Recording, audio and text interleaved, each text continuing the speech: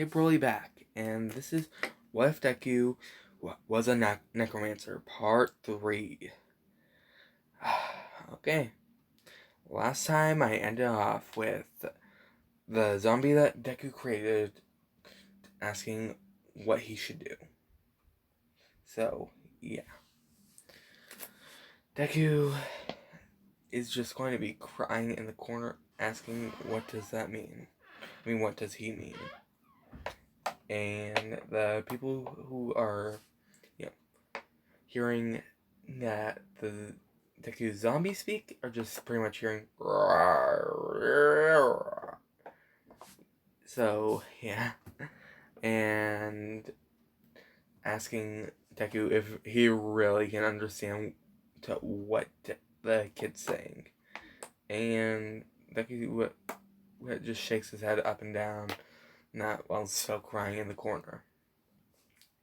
And, well, they are asking what he's saying. And Deku just says, he's saying, what should I do, boss? While looking at Deku. So, yeah. Oh, and I forgot what the god of, the messenger god's name was, but it was Hermes. So, yeah. Sorry for that one last time. So, yeah. Well, Deku is just crying in the corner and yeah. I'm just going to call the zombie language zombie niece or something like that. So, yeah. Okay. So, Deku is going to, Deku is going to ask him why he keeps calling him boss. And the zombie says, ugh, you? What raised me from the dead? So that makes you my boss now. Are you seriously this oblivious? And Deku is just curious what oblivious means because he saw a 5-year-old. I think that 5-year-old wouldn't know what oblivious means, but whatever. So yeah. Pretty much the people who are curious what Deku's quirk is, or, studying Deku's quirk, are pretty much, asking what he said, did he say, blah, blah, blah, repeat, back and forth. So, yeah. That conversation happens. Deku gets to leave the lab, and, not the lab, but whatever, he gets to leave the place and go home. The scientists end up telling Inko that Deku has a necromancy quirk. So, yeah. And to Bakugo. Okay, so pretty much I found out that you can be thrown in juvie at any age. So, yeah. In some states. But, yeah. I'm not going to have that happen. Because, so, yeah. Pretty much, Izuku, what is going to have, the zombie is going to jump into Izuku's shadow and say, if you don't have a mission for me, see ya. The kid was pretty calm and, timid beforehand, so, yeah. Once he turned into a zombie, he just became calm and not timid, but, you know.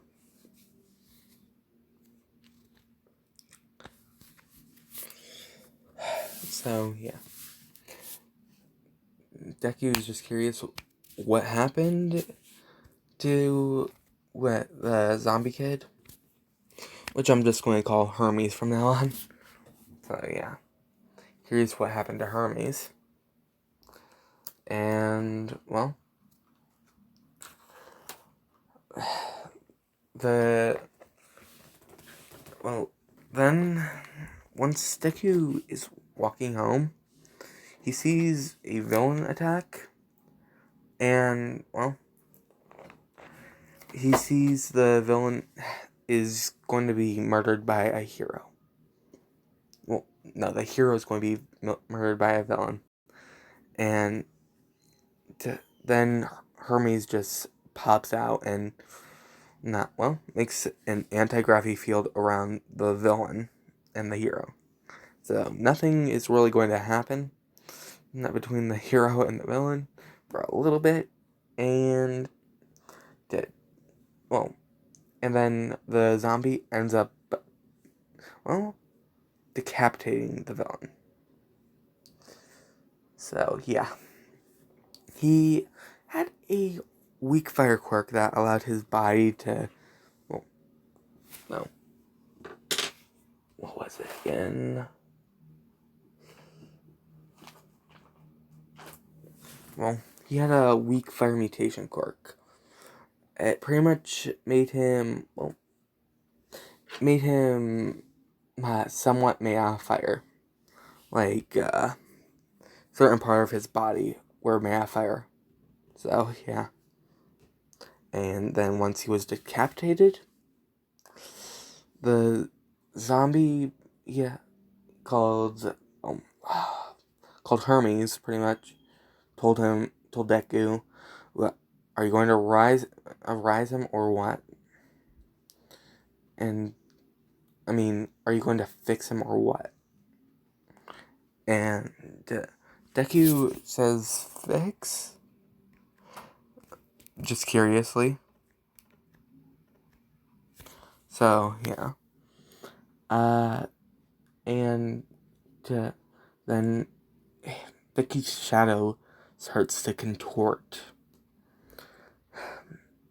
It starts to come more outwards. His shadow is starting to get a white glow forming in the center of it. And all you can see are two white mouth with red eyes that are glowing. And pretty much she walks over to the dead villain and says, "Perfect, arise." And pretty much, instead of just having his quirk normally, his quirk starts to evolve. Well, since he kind of died because his quirk was too weak, his body's not going to let him make the same mistake twice. So, yeah. It's pretty much just going to be a Logia devil fruit. So, yeah. He is invincible. Because, besides the water. So, yeah. He's pretty much invincible. So, water and ice are the only things that can really beat him. And yeah, he pretty much is saying, "Ugh,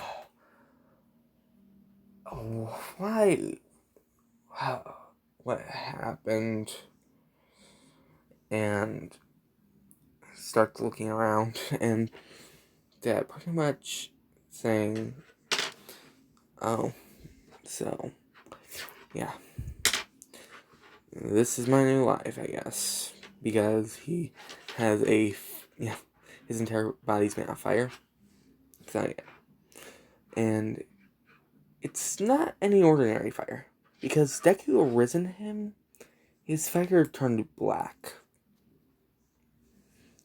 So, yeah. So the villain pretty much doesn't remember anything of his previous life. And, well, just ask, why was I woken up? And Deku says, woken up? And, well, pretty much the Shadow Woman says, you are to serve this boy. Because I have to serve him. And pretty much just smiles with a lot of sharp teeth. So yeah. Then she just starts walking back to Zuko's shadow, and then Deku says, wait, can you please tell me what you are? And the shadow being says, I am obviously your quirk, idiot. So, yeah. She pretty much just jumps straight into the shadow afterwards. And Deku says, wait, can I find out what your name is? And then before she leaves, not before she leaves. Once she leaves, he hears one thing in his head. The name of the shadow. Which the shadow's name is Shinko. I just needed to type in what the name is in Japanese. I just put in Crimson in Japanese, so yeah, that's where I get the name. Shinko. So, yeah. So, this is where I'm going to be leaving off part 3. See you guys later, and peace.